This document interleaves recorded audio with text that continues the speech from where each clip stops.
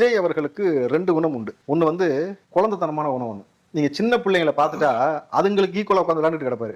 இந்த தோட புடிச்சு இப்படி ஆட்டுறது, இந்த கன்னத்த புடிச்சு இப்படி கிள்றது. இதேதாக்கா இது உதவி பண்ணும்போது கூட நிறைய சேட்டையெல்லாம் அது வந்து இதை யார் செய்வாங்க தெரியுங்களா?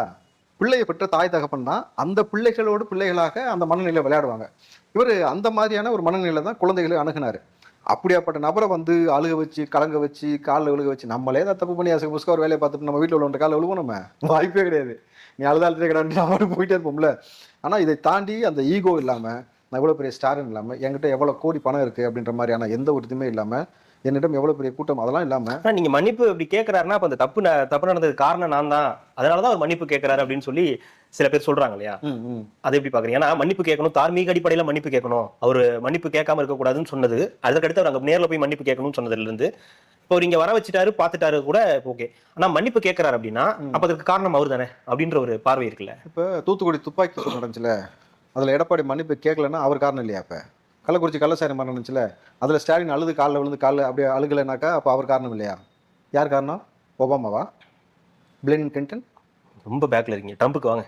ஓ, இந்த ஊதுவமை வச்சு அதுவா? அது இல்ல, டொனால்ட் ட்ரம்ப், அமெரிக்க அதிபர். சரி, ரைட். நான் அதுதான் சொல்றேன் சார். இவங்க எந்த கண்ணோட்டத்தில் பார்க்குறோன்னு ஒன்று இருக்குல்ல.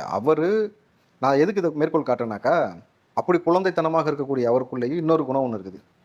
பிடிவாதம், பயங்கரமான அக்ரெசிவான ஆள் தான். அவர் வந்து தன்னை சாஃப்டாக இயல்பாக மாற்றிக்கிட்டார். ஆனால் இந்த விஷயம் நடந்த விஷயம் வந்து அவருக்கு ரொம்ப பெரிய ஒரு விஷயத்தை வந்து திரும்ப திரும்ப அவர் ரொம்ப நெருங்கிய ஒரு சிலர்கிட்ட மட்டும் சொன்ன வார்த்தை. ரொம்ப 2 பேர்ட்ட தான் ரொம்ப ஷேர் பண்ணுவார். இதை நான் அப்படியே விடுறதா இல்லை.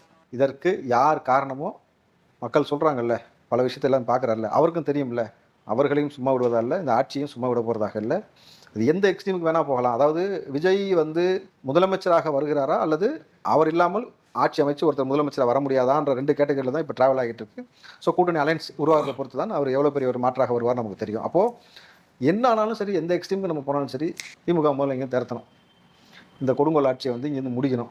அதில் ரொம்ப ரொம்ப ஸ்ட்ராங்காக இருக்கார். ஏன்னா இந்த மாதிரியான அரசியலை அவர் விரும்பவே இல்லை சார். எனக்கு தெரிந்த நிர்வாகிகள் வந்து கொஞ்சம் முன்ன பின்ன ஒரு மாதிரி ஆக்ரோஷமாக பேசிட்டாங்கன்னா அதை உடனே கூப்பிட்டு கண்டிக்கிறாப்லையா, இங்கே பாரு இந்த அரசியல் செய்ய நம்ம வரல, இந்த ஓவராக கத்துறது, அவங்கள வந்து வேற மாதிரி திட்டுறது அதெல்லாம் பேசாது, கருத்தை மட்டும் பேசிட்டு வா, கத்தாமல் பேசிட்டு வா. அவர் சொல்கிறதே அதான்.